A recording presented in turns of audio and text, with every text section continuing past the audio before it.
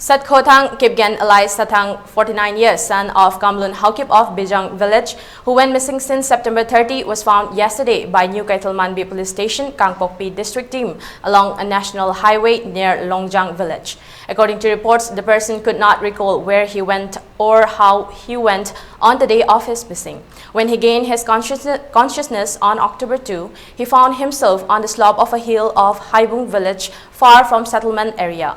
Later, he went inside a farm hut and took rest. Yesterday, when he started coming down on the hill, he was found by police near Longjang village. According to self-testimony, the person was under the influence of alcohol at the time of boarding the vehicle from Bijang village on September 30.